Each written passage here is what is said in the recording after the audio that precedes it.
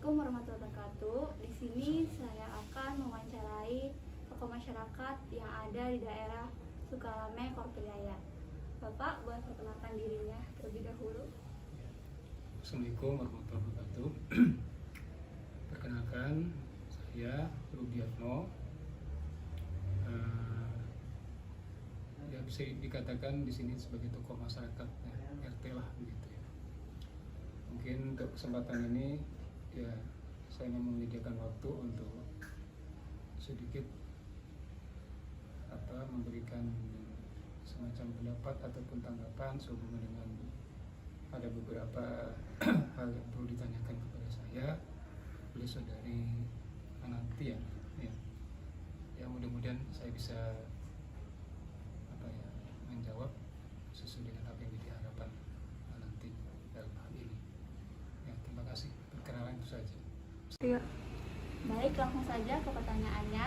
Yang pertama, menurut Bapak bagaimana untuk melihat kondisi ekonomi pada masa pandemi ini dan berapa lama kondisi berat ini akan berakhir? Silakan, Pak. Ya, ini pendapat pribadi sebagai seorang yang orang biasa lah ya. Saya bukanlah seorang ahli ekonomi ataupun pakar ahli apa gitu ya. Ini karena sebagai orang biasa, mungkin jawaban saya sangat sederhana.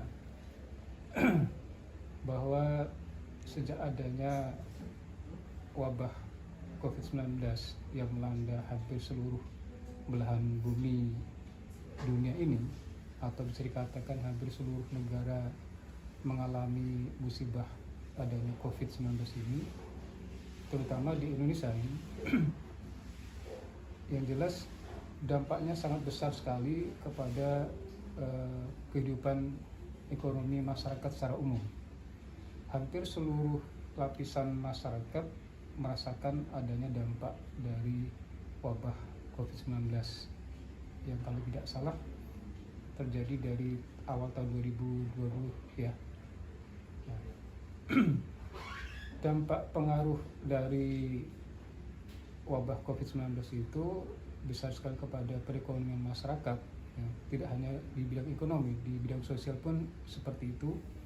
Namun dalam hal ini kaitannya dengan pertanyaan saudari Ananti tentang bagaimana kondisi perekonomian masyarakat di masa pandemi, jawaban yang sederhana adalah bahwa sangat dirasakan sekali oleh masyarakat luas tentang keadaan ekonomi yang melanda akibat dari COVID tersebut, yaitu masyarakat banyak mengalami kesulitan di dalam hal memenuhi kebutuhan hidup sehari-harinya, di mana banyak warga yang mungkin mata pencahariannya sebagai karyawan pabrik ya, banyak mereka yang harus mungkin dalam bahasanya dirumahkan atau di PHK-kan oleh perusahaan di mana dia bekerja, sehingga dia kehilangan mata pencahariannya dan bingung mau usaha apa, sementara kebutuhan hidup tetap harus dipenuhi, dan kebutuhan hidup itu banyak ya, beraneka ragam. Nah, akibat dari mereka di PHK-kan, kebingungan mencari untuk kebutuhan hidup sehari-harinya.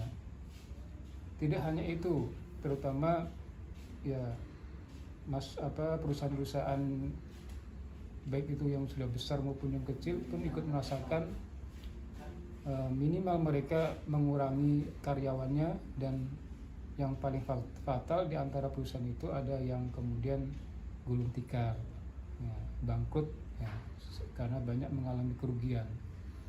Terus banyak warga masyarakat yang mempunyai usaha-usaha seperti warung ataupun toko-toko itu sama halnya sebagian besar masyarakat mengeluhkan sepi warungnya ya, tidak ada pembeli, sehingga mereka ya dikatakan dalam kesehariannya tidak ada pendapatan ya.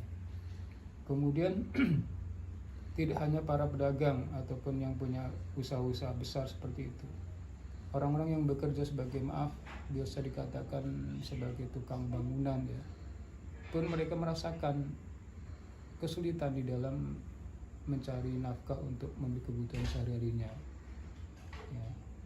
Karena apa, selama Covid ya, masyarakat dilarang banyak keluar rumah ataupun berkerumun ya. Kalaupun ada suatu keperluan misalnya ya, itu pun juga harus selalu dibayang-bayangi dengan protokol kesehatan yang harus mereka jalankan, karena untuk menghindari adanya penyebaran wabah COVID tersebut. Nah, jadi intinya kondisi perekonomian masyarakat di masa pandemi ya, ekonominya sangat buruk ya. Masyarakat banyak mengalami kesulitan di dalam hal pemenuhan kebutuhan hidup sehari-harinya. Lapangan kerja semakin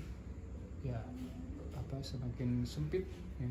Peluang kerja tidak seperti masa-masa sebelum pandemi. Orang bingung mau buka usaha apa ya, karena semuanya dalam keadaan harus dibatasi.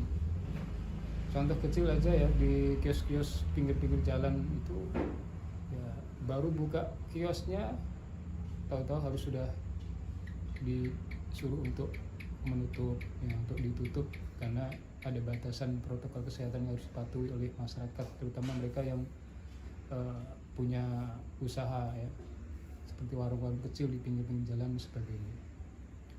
Itu dampak secara ekonomi ya. Barangkali kalau dampak secara dilihat dari aspek lain, mungkin segi sosial pun ya banyak juga. Masyarakat seperti orang mau hajatan ya, sudah persiapan sedemikian rupa, nggak taunya tidak ada izin atau tidak dikeluarkan izinnya untuk mengadakan hajatan tersebut, karena dianggap akan menjadi salah satu penyebab penyebaran COVID semakin meluas. Itu kalau secara sosial lah diantaranya. Barangkali itu ya kaitannya dengan bagaimana kondisi perekonomian masyarakat sehubungan dengan pandemi kemarin. Cuma kalau masa sekarang ini sih, menurut pendapat saya ya, kayaknya pandemi sudah berlalu ya. Ya, kita lihat sekarang ini kan roda perekonomian sudah bergerak lah ya. Warung-warung, toko-toko, perusahaan-perusahaan juga sudah mulai melakukan aktivitasnya ya. Kayaknya sudah tidak ada lagi larangan-larangan berkaitan dengan penyebaran COVID-19 itu. Jadi kalau sekarang ini, kalau menurut saya ya, masyarakat sudah mulai bangkit kembali ya. Sudah mulai bangkit kembali untuk mengejar keterpurukan ekonomi yang kemarin terjadi ya. Dengan keyakinan yang sungguh-sungguh ya, optimis mereka insya Allah bisa keluar dari keadaan seperti kemarin, masa pandemi kemarin ya, keterpurukan ekonomi. Barangkali itu. Baik, terima kasih atas waktunya Bapak untuk telah menyediakan waktunya sebagai narasumber yang telah saya sampaikan pertanyaannya tersebut. Baik, terima kasih. Kurang lebihnya mohon maaf. Wassalamualaikum warahmatullahi wabarakatuh. Waalaikumsalam warahmatullahi wabarakatuh.